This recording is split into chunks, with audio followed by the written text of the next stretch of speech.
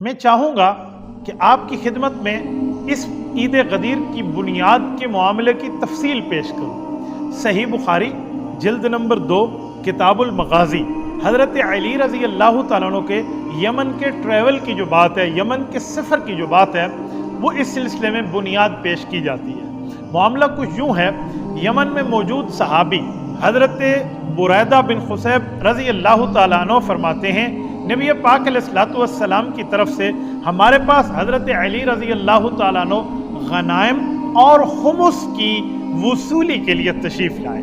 جب حضرت علی رضی اللہ تعالیٰ تشریف لائے تو ہم نے خمس ان کے حوالے کیا۔ ہم نے دیکھا کہ حضرت علی رضی اللہ تعالیٰ عنہ نے وہاں سے ایک باندی کے ساتھ کچھ قربت وغیرہ فرمائی، اور ہم نے حضرت علی رضی اللہ تعالیٰ عنہ کے اس معاملے کو ناگوار سمجھا کہ ابھی تو نبی پاک علیہ السلام تک مال پہنچا بھی نہیں تھا، حضور پاک علیہ السلام تک پہنچتا، نبی پاک علیہ السلام تقسیم فرماتے، تب جا کر یہ معاملے میں جس کو جو حصہ ملتا تو ایسے ہی ہوتا۔ تو حضرت علی رضی اللہ عنہ کو پہلے تصرف اس کے اندر نہیں کرنا چاہیے تھا۔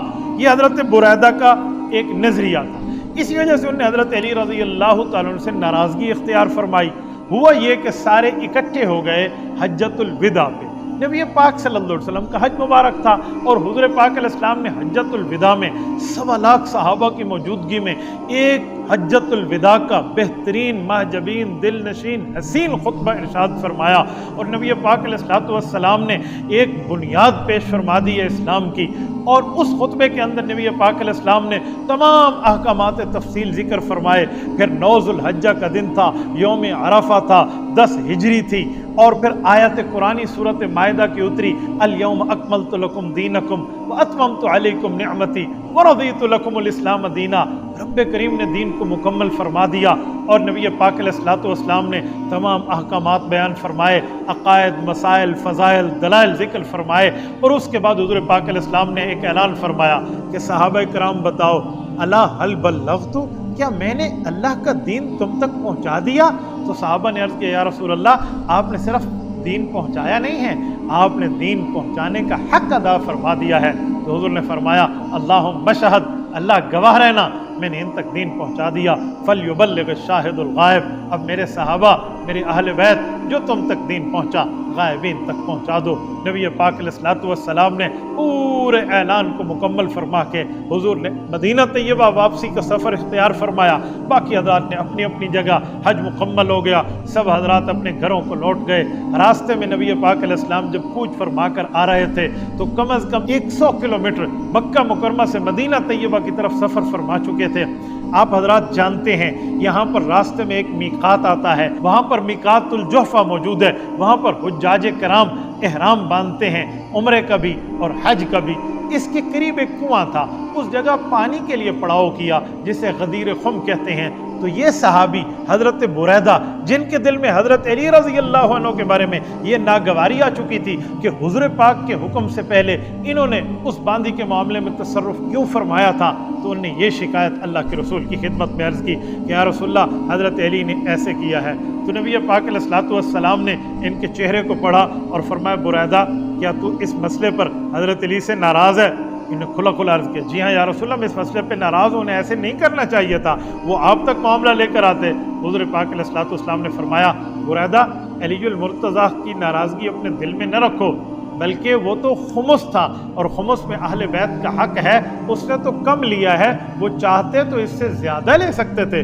حضرت بریدہ رضی اللہ عنہ کے دل کو صفائی مل گئی، اور ان کے دل حضرت علی کی محبت سے بھر گئے۔ مسند احمد کی حدیث ہے، فرماتے ہیں مجھے حضرت علی سے زیادہ پیارا اور کوئی نظر ہی نہیں آتا تھا۔ جب حضور نے فرما دیا، معاملہ کلیئر ہو گیا۔ اس کے بعد نبی پاک علیہ السلام نے سوچا کہ بات تو ہوئی، جب یمن میں ہوئی، کئی بندوں تک یہ بات پہنچی، تو لہٰذا میں ان کے دل حضرت علی سے ملانے کے لیے، تالیف قلوب کے لیے، آپس میں بھائی بھائی بنانے کے لیے خطبہ ارشاد کر دوں۔ نبی پاک علیہ السلام کھڑے ہوئے، حضور پاک علیہ السلام نے خطبہ ارشاد فرمایا، اور حضور پاک علیہ السلام نے اللہ کی توحید بیان کی، رسالت کے احکامات بیان کیے، ساری بات بیان فرما کے حضرت علی المرتضیٰ کے ہاتھ کو تھاما، اور حضور پاک علیہ السلام نے ارشاد فرمایا، من کنت مولاہ فہذا علی مولاہ، اللہم والی من والاہ وعاد من آداہ۔ لوگو، جس بندے نے مجھے اپنا دوست سمجھا ہے، اس کا دوست حضرت علی بھی ہیں۔ اے اللہ جو علی سے محبت رکھے آپ ان سے محبت رکھ، اے اللہ جو علی سے دشمنی رکھے آپ بھی اس سے دشمنی رکھیے۔ یہ بات فرما کر حضور پاک علیہ الصلوۃ والسلام واپس تشریف لے گئے۔ اب یہ حدیث ہے، یہ تفصیلات ہے، اس معاملے کو لے کر لوگ کہتے ہیں یہ غدیر خم پہ حضرت علی رضی اللہ تعالیٰ عنہ کی خلافت کا اعلان تھا۔ چند دوست ہمارے کہتے ہیں یہ تو خلافت کے معاملے تھے۔ میں نے کہا یار عجیب معاملہ ہے بھائی، اگر خلافت جیسی اہم ترین بات تھی تو یہ حجۃ الوداع پہ کیوں نہیں ارشاد فرمائی جب پوری دنیا کے صحابہ کرام جمع تھے، 1.25 لاکھ کا مجمع موجود تھا، دین کی تکمیل کا اعلان تھا۔ اگر یہ اتنا اہم ٹاپک اور خلافت کا مسئلہ ہوتا تو اس کو حجۃ الوداع میں بیان کرنا چاہیے تھا، وہاں تو نبی پاک صلی اللہ علیہ وسلم نے بیان نہیں فرمایا۔ ادھر ایک وقتی ضرورت کے پیش نظر یعنی حضرت بریدہ رضی اللہ تعالیٰ عنہ کے سوال کے جواب میں نبی پاک علیہ الصلوۃ والسلام نے بات ارشاد فرما دی کہ جس نے مجھے اپنا دوست رکھنا ہے اسے حضرت علی المرتضیٰ کو بھی اپنا دوست رکھنا پڑے گا۔ اس سے نہ کوئی خلافت کا معاملہ تھا، نہ حاکمیت کا معاملہ تھا، نہ بادشاہی کا معاملہ تھا، ایسا کچھ بھی نہیں تھا۔ اس کے بعد حضور پاک علیہ الصلوۃ والسلام مدینہ طیبہ تشریف لے آئے۔ اگر یہ خلافت کی بات ہوتی تو حجۃ الوداع پہ اعلان ہوتا، اگر یہ خلافت کی بات ہوتی تو حضرت علی رضی اللہ تعالیٰ خود تو سمجھتے کہ میری خلافت کی بات ہو رہی ہے، حالانکہ ایسا کچھ بھی نہیں ہے۔ اگر ہم دیکھیں کہ حضرت علی رضی اللہ تعالیٰ نے بھی اسے اپنے خلافت کا معاملہ نہیں سمجھا۔ صحیح بخاری کی اسی حدیث کے ساتھ تھوڑا آگے چلیے، نبی پاک صلی اللہ علیہ وسلم کی کتاب المغازی میں وفات کے باب کو کھولیے۔ جب نبی پاک صلی اللہ علیہ وسلم نے دنیا سے رخصت ہونا تھا تو اس سے پہلے حضرت عباس رضی اللہ تعالیٰ نے حضرت علی المرتضیٰ سے فرمایا کہ کیا بہتر ہوگا کہ ہم حضور پاک سے پوچھ لیں کہ آپ کے بعد جانشینی کا حق ہمارے اہل بنو ہاشم کو ہے یا نہیں ہے؟ تو حضرت علی نے فرمایا نہیں چچا جان، میرا جی تو نہیں چاہتا کہ میں یہ جا کر پوچھوں، کیونکہ اگر حضور پاک صلی اللہ علیہ وسلم نے انکار فرما دیا کہ آپ لوگوں کا نہیں ہے تو پھر تو کبھی بھی بنو ہاشم کو یہ چیز نہیں مل سکے گی۔ یہ حدیث پاک بتاتی ہے کہ حضرت علی المرتضیٰ بھی من کنت مولاہ فہذا علی مولا کی بات کو اپنے لیے خلافت کی تعیین نہیں فرماتے، اپنے لیے خلافت کی تعیین نہیں سمجھتے، ورنہ حضرت عباس کو یہ جواب نہ دیتے۔ اسی طرح صحیح بخاری کے اندر ایک روایت مزید موجود ہے، باب کتابت العلم اٹھائیے، حضرت ابو جحیفہ وہب ابن عبداللہ رضی اللہ تعالی عنہ جو حضرت علی المرتضیٰ رضی اللہ تعالیٰ عنہ کے ساتھیوں میں سے ہیں، صحابی رسول ہیں، شرطۃ الخمیس میں سے ہے۔ اور آپ جانتے ہیں شرطۃ الخمیس کون ہوتا ہے؟ جو 5 قسم کے فوجی کمانڈر لڑتے ہیں انہیں کہتے ہیں، ایک کو کہتے ہیں میمنہ، ایک کو کہتے ہیں میسرہ، ایک کو کہتے ہیں قلب، اور اس طرح ایک کو کہتے ہیں مقدمہ، ایک کو کہتے ہیں سیاقہ اور ساقہ، اور ان میں سب سے آگے جو کمانڈر لڑتے ہیں انہیں شرطۃ الخمیس کہتے ہیں۔ یہ حضرت علی المرتضیٰ کے اس کے رکن ہیں۔ تو حضرت ابو جحیفہ رضی اللہ تعالیٰ فرماتے ہیں میں نے حضرت علی المرتضیٰ سے پوچھا جب اللہ کے رسول دنیا سے گئے آپ کے پاس بھی کوئی معاملہ موجود تھا یعنی خلافت کی بات؟ تو حضرت علی نے فرمایا قرآن پاک کا فہم موجود تھا اور ایک صحیفہ۔ میں نے پوچھا وہ صحیفہ کیا تھا؟ تو حضرت علی المرتضیٰ رضی اللہ تعالیٰ نے ارشاد فرمایا اس صحیفے میں کچھ احادیث تھیں، یعنی کسی مسلمان کو کافر کے بدلے میں قتل کیا جائے گا یا نہیں کیا جائے گا، یا ذمیوں کے اور قیدیوں کے حقوق کیا ہوں گے۔ یہاں بھی حضرت علی المرتضیٰ نے اپنی خلافت کی بات ارشاد نہیں فرمائی۔ اس سے پتہ چلا حضرت علی بھی من کنت مولا فہذا علی مولا کی روایت کو دوستی کے معنی میں سمجھتے ہیں، خلافت اور حکومت کے معنی میں نہیں سمجھ رہے۔ اور یہاں کچھ حضرات میں بڑا حیران ہو جاتا ہوں، وہ یہاں اس کا معنی حکمران، خلیفہ، بادشاہ کا کر لیتے ہیں، حالانکہ قرآن کریم کو دیکھیں وہاں بھی لفظ مولا استعمال ہوا ہے۔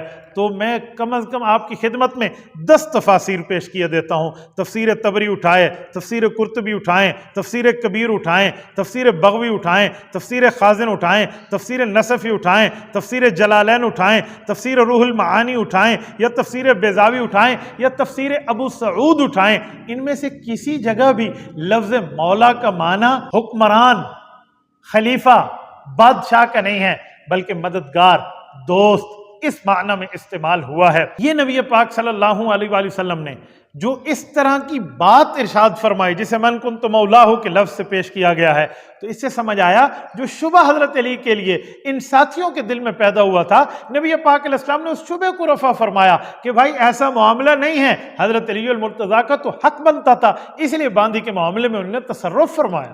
امام ابن اسیر الجزری رحمۃ اللہ علیہ کی النہایہ اٹھائیں، 16 معانی انہوں نے لفظ مولا کے لکھے ہیں، کوئی معنی بادشاہ، خلیفہ، حکمران کے معنی میں نہیں لکھا۔ اسی طرح لغت کی مشہور کتاب المنجد اٹھائیے، ان نے 21 معنی لکھے ہیں، کوئی معنی اس طرح نہیں لکھا کہ حضور پاک کے بعد حکمران ہیں، خلیفہ ہیں، بادشاہ ہیں، ایسا کوئی معنی انہوں نے نہیں لکھا۔ اگر یہاں حکمرانی کا معنی تھا، خلافت کا مطلب تھا کہ خلافت بلا فصل حضرت علی رضی اللہ عنہ کو حاصل ہے، تو میرا سوال ہے جب حضرت ابوبکر صدیق کی حضرت علی رضی اللہ عنہ نے بیعت فرمائی ہے تو اس وقت تو یہ انہوں نے معاملہ کوٹ نہیں فرمایا، مہاجرین و انصار نے بیعت فرمائی ہے، انہوں نے تو یہ معاملہ پیش نہیں فرمایا، اہل بیت اور صحابہ نے بیعت فرمائی ہے، انہوں نے تو یہ معاملہ پیش نہیں فرمایا۔ جب حضرت ابوبکر صدیق دنیا سے چلے گئے اور حضرت عمر رضی اللہ تعالیٰ عنہ کو خلیفہ نامزد فرمایا تو اس وقت بھی یہ بات نہیں آئی۔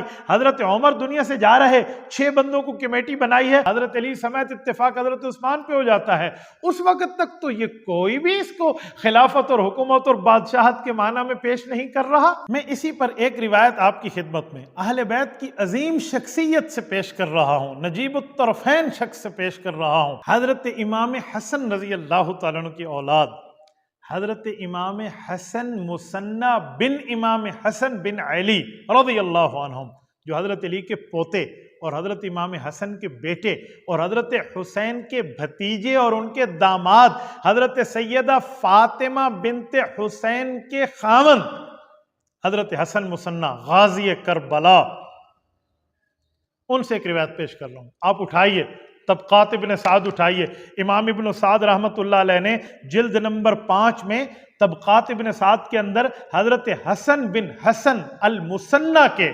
ذکر کے ساتھ اس روایت کو پیش فرمایا ہے کہ ان سے ایک شخص نے کہا کہ نبی پاک صلی اللہ علیہ وسلم نے کیا خلافت علی کا معاملہ پیش نہیں فرما دیا تھا، من کنت مولاہ فہذا علی مولا میں؟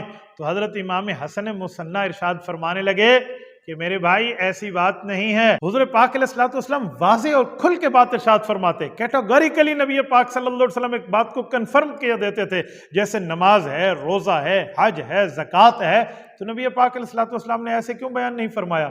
اس سے پتہ چلا یہ خلافت کا معاملہ نہیں تھا، یہ اہل بیت کے گھر کی بات ہے۔ تو میرے دوستو، اہل سنت والجماعت آج تک اسی نظریے پہ قائم ہیں، اسی لیے عید غدیر نام کی ہم عید نہیں مناتے۔ دراصل یہ حضرت عثمان رضی اللہ عنہ کی شہادت کا دن تھا۔ میں اس دن ایک دوست سے پوچھ رہا تھا، میں نے کہا بھائی عید غدیر کی کوئی اور دلیل ہو تو لاؤ، یہ دلائل تو میں نے آپ کے سامنے پیش کر دیے ہیں۔ مجھے کہنے لگا مفتی صاحب اور کچھ بھی نہ ہونا، خوشی کی بات ہے، منا لینی چاہیے۔